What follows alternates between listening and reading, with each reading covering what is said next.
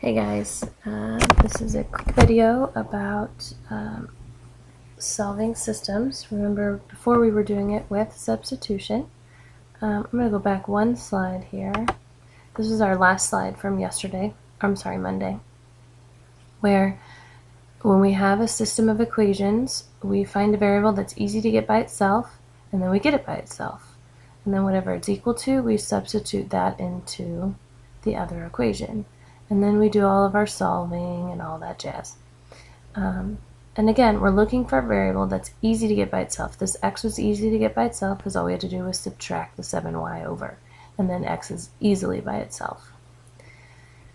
I put this problem up because if we try to get any of these four variables by themselves, they're all doable, they're just kind of ugly.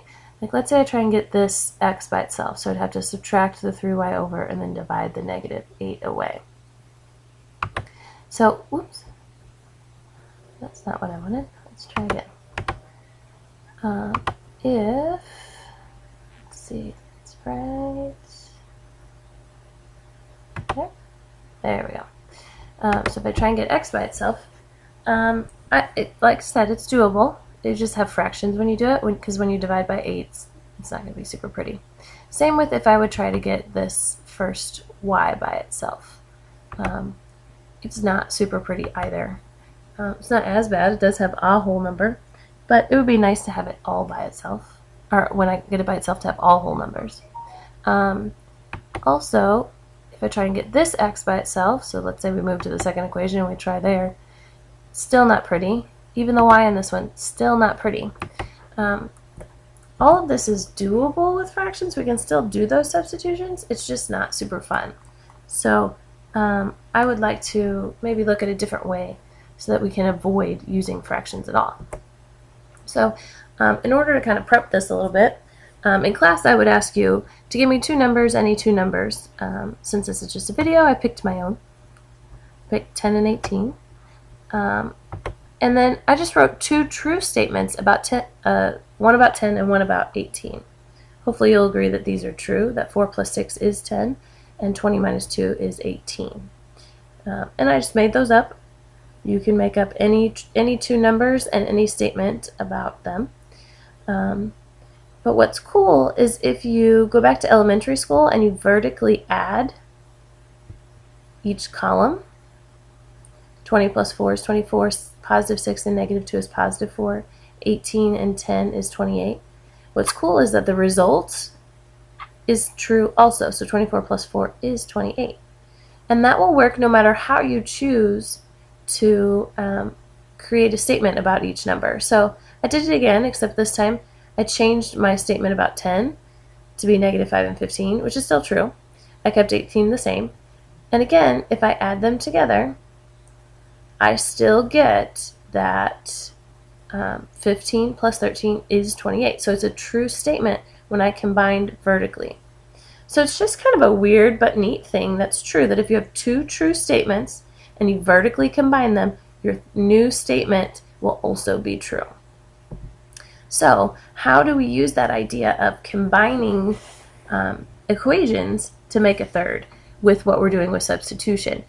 So if I wanted to vertically combine these, instead of doing substitution trying to get a variable by itself, what if I just vertically combined these? Let's just see what would happen.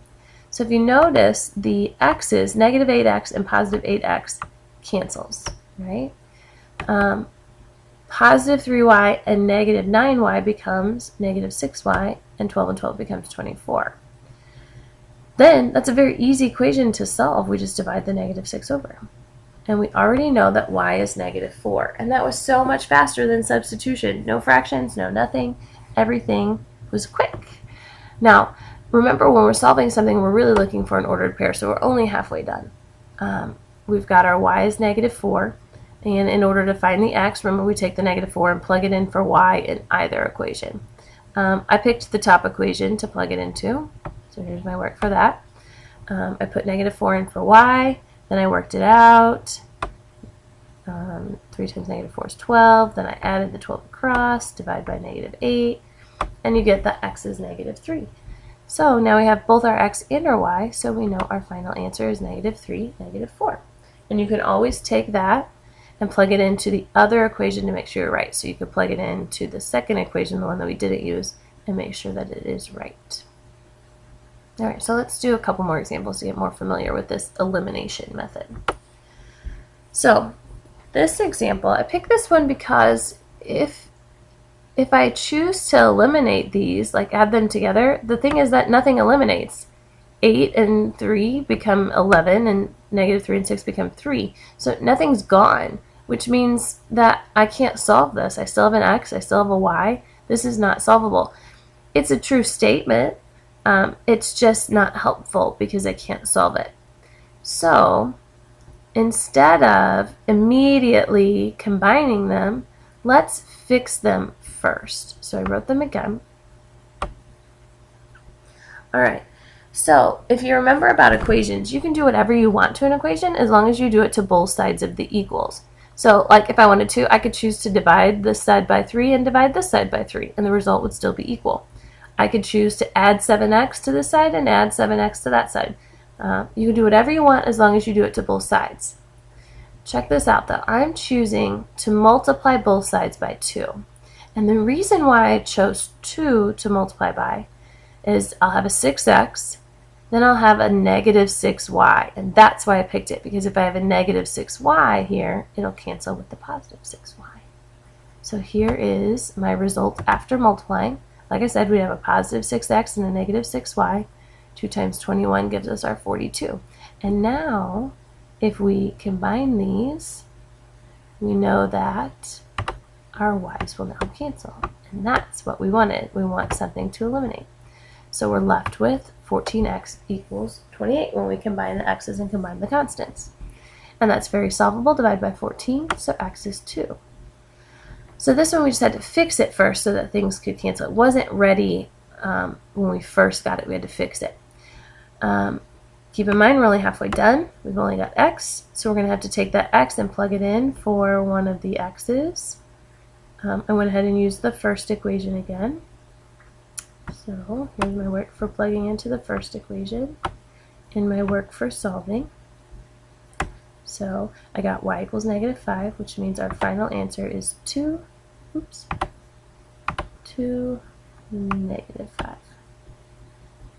And again, I could take this answer and plug it into the other equation to make sure that I am right. Okay, let's try another one where things don't cancel immediately. So here, if I chose to add, I'd have a 17 and a -3y. So nothing would cancel right away. So it needs to be fixed. This one, though, in order to fix it, we're going to have to multiply both equations. We're going to have to fix both equations because there's no way to make 7 into a 10. There's no way to make 2 into a 5 so that they cancel. However, check out these y's. 2 and 5 are very easily made into each of them being a 10. If I choose to multiply the top equation by 5, by 5, I'll get a 10y, and if I choose to multiply the bottom equation by 2, I'll get a -10y, and then my y's will be able to cancel. And you may say, like, where do those numbers come from? You just have to use your brain a little bit about what number could you make these into, and then multiply by whatever will cause that number. So I knew that 2 and 5 could be made into 10 very easily. Okay, so then here are my results after multiplying. So the 5 times the 7 is 35, 5 times 2 is 10, 5 times 26 is 130, 2 times 10 is 20, 2 times -5 is -10, 2 times -10 is -20. And then, remember, our whole goal is to get two numbers the same so that they'll cancel. So +10y and a -10y are gone. And we're left with 55, x equals 110, and x equals 2. Again, we're only halfway done. We still need to find y. I went ahead and plugged 2 into the top equation. Here's my work for that. And then solved for y. So our final answer is 2, 6. And again, you can always take that answer, plug it into the other equation to see if you're right. And then one quick thing is that you didn't have to cancel the y's. I picked the y's because one's positive and one's negative already, so I knew it would be easy to get them to cancel. But let's say you were really gung-ho about canceling your x's. That would be doable. You would just have to multiply the top equation by 10, the bottom equation by 7, so that would cause a 70x in both places. The only thing is, since they're both positive, they won't cancel. So you would have to make one of these guys negative when you multiply. That way you could get a negative 70 and a positive 70. Then your x's would cancel and you'd be solving for y first instead of for x first. And that would work too. So elimination always works on either variable. You get to pick. Okay, so that was a quick lesson on elimination. On my website, I'm also going to put up just a regular YouTube video about elimination. It's not me, but in case you wanted to see some more examples. Okay, I will see you on Thursday, tomorrow.